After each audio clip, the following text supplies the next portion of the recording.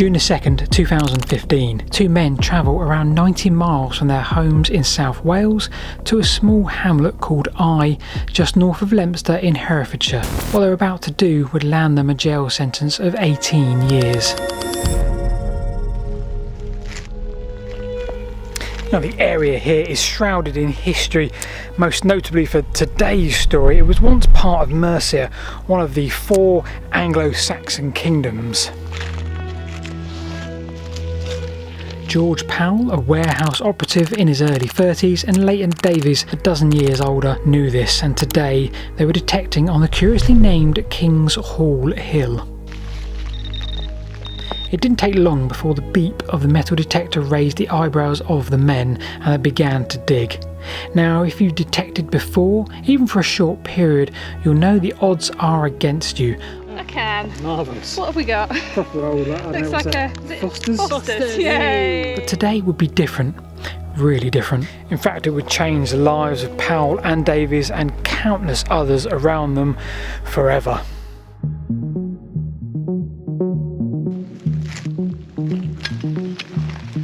We got something.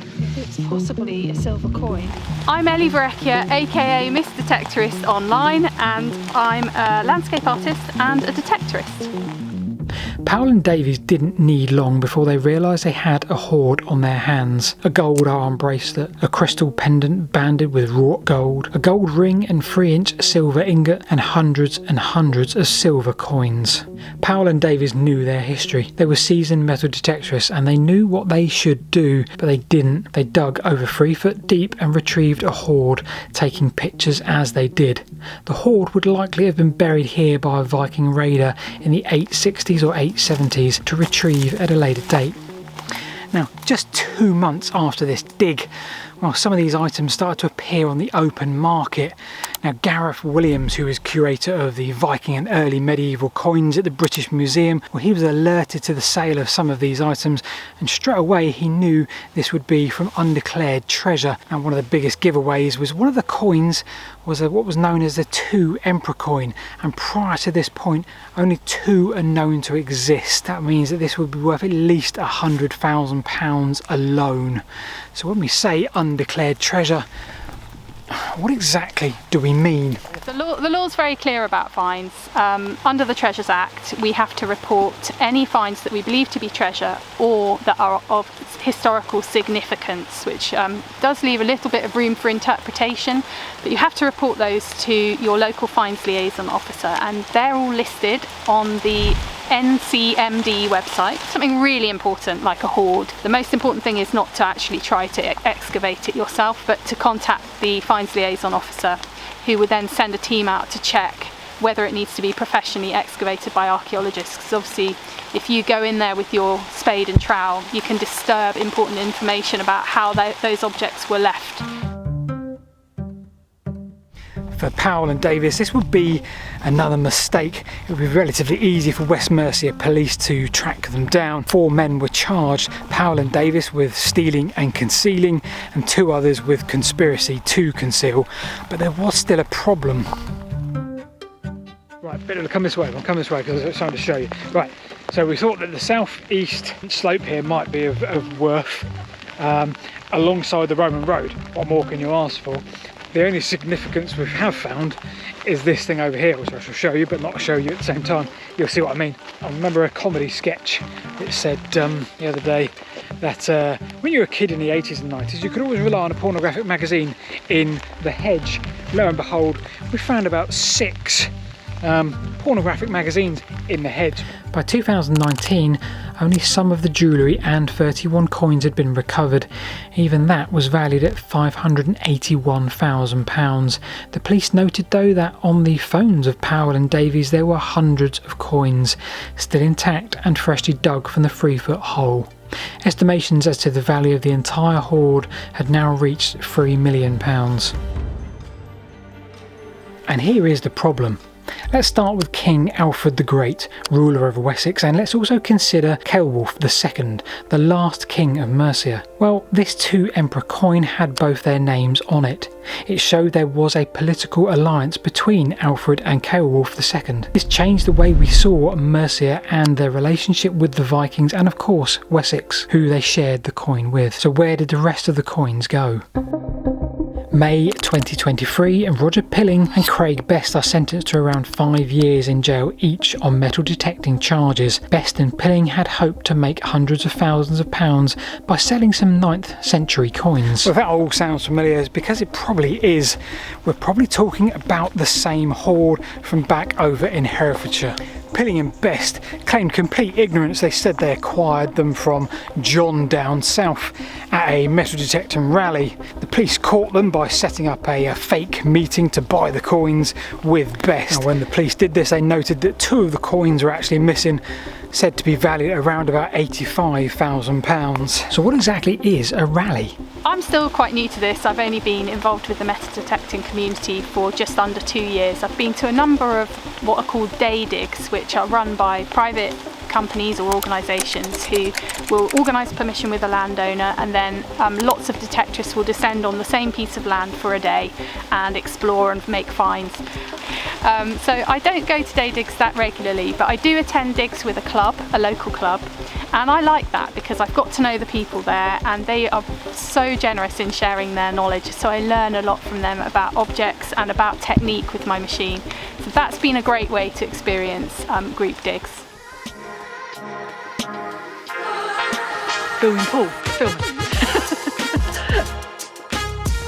Everyone from Miss Detectorist. Miss Detectorist, that's it. She's helping us do a film today on metal detecting. Beautiful day, everyone, beautiful day. So we spent a day and a half now in a field walking with Ellie from Miss Detectorist. Now we've had permission to be here and we're aware of the context of the landscape and what we may find, and we're really quite excited. So I bought the detector and it's just, I haven't really looked back. I've got completely addicted to it. It's an absolutely wonderful way to spend your time. It's a great way to connect with where you live in a different way. I'm meeting loads of great new people, interesting new people, and learning more about history, which I never really connected with at school. The more I spend time with Ellie, the more I'm compelled to help piece all this together. Thousands of years of history beneath our feet. Will we be able to find something and contribute to society's understanding of maybe even a little bit of history? And it's got a kind of... Is it like a brooch or something? Yeah, it potentially could be a brooch. When we get back to the car. Yeah, it's pretty though. If you look at the edge, it's almost scalloped, isn't it? Oh, brilliant. Now, none of this sounds like the story that we started with. All this sounds like is actually quite a fun hobby, and one where you feel like you might be able to contribute to history, change something, give value to the community. It sounds like a really wholesome thing to be doing if you do it responsibly.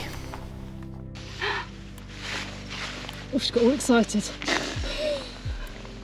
I am actually. It's possibly a silver coin. Oh. It's very beautifully bright, isn't it? Do you know, it feels almost too bright? Or is it, I don't know what I'm looking for really, to be honest with you, but I think we found a coin on iPhone, and I'm sure on other phones as well. There's a tool called magnifier. okay. What you can do is you can scroll in on it like this. Oh, look. Wow. And yes, I can see now that it is a coin. I mean, you can see that it's silver because of the colouring. It's so bright and shiny, isn't it? Yeah, so, a coin! Yay! I tell you what, it's not often you find a silver coin, so that is actually a really nice thing to find. So here in North West Hampshire, and we have a single coin, and it turned out to be Louis XIV fleur-de-lis silver coin. Absolutely no context whatsoever. Now Ellie has gone to see how this may relate to the landscape and any specific body looking for this particular subject. So let's step back to the Powell and Davies case, because their case isn't isolated. The news seems to be littered with cases just like that, especially in the last 10 years or so. People out at night, metal detecting, digging holes, and from a safety perspective, we've actually been out shooting at night and had them in fields where we are, which really isn't a good thing. Minimum trespass potentially criminal trespass, then there's potentially criminal damage if they're doing damage to crops that are in situ, and then there's potentially the theft of taking stuff that they have no right to. Powell and Davies did a number of things wrong, clearly. The theft in the first case, but arguably more importantly for that, the history and the context. They completely removed it. And context really is everything. As Dr. Tess Machling recently wrote in an article that I'll link below, context is not just artefacts, but literally the context in which they are found. Context includes a relationship between the artefacts and their surroundings, their location and deposits they came from. It also includes a position of the artefacts and the material in relation to other archaeology on the site. The more I learn about this community, the more I learn about the people, the YouTube videos, the rallies, well, the more I learn that it does feel like a responsible and sensible community. And the more I learn about it, it feels like Davies and Powell really aren't part of it. Hearing about nighthawking just makes my blood boil. I know the rest of the detecting community feel the same. We don't want to be put in the same bucket with those types of people. You know, they're out with the sole aim of stealing, and they're using a metal detector as a tool to steal from someone's private land. Whereas a detectorist is using a metal detector as a tool to establish layers of history, to bring understanding to a landowner about the place where they live. Now, it turns out the local fines officer had already tried to get in touch with Powell and Davies. Davies was very well known to these officers because he'd already handed in hundreds of other items over the prior years. Now, these officers sometimes do give flexibility in terms of time because they understand people's reluctance to hand over these finds that they found. But the biggest irony of all of this is Powell and Davies had permission to be on the land where they found these coins. There was a technicality as to whether this was given to them by the person that rented the land or owned the land, but either way, to all intents and purposes, they were on the right track. Had they actually followed procedure at this point when they found one or two of these items and reported it straight away, they may well have walked away with over £500,000. The last couple of days have been a really positive experience, and I think for me, metal detecting is one that can offer so much to the people doing it. A sense of community, a sense of understanding of the landscape and the history. Everything is so tangible, and I think it's one that can also benefit the archaeological community too overall if it's done well. So I guess the question is, how do we make sure it is done well? Well, I think that answer comes in twofold. Number one, a small license similar to that of when you fly a drone. You have to take an online test every couple of years, and that teaches you the basic responsibilities, the understanding of the landscape and the context and everything about what you're doing, how to do it, what to do it, and how you should go about it. And that would stop certainly the small time keen metal detectorists on day one from going out and digging a great hole in the land, not really knowing what they're doing. That wouldn't stop Davies and Powell, of course. Well, the second part of that is this license really should contain something which makes people aware of the potential that if they don't do things by the book, well, you're going to end up in jail for a very long time. And with that in mind, those coins from the Davies and Powell, well, a lot of them still haven't been found. So perhaps in 1,000 years' time, another hoard will be found with very little context or understanding. Big thanks to Ellie for her help in making this video. You can go and subscribe to her channel wherever I put the link up there perhaps.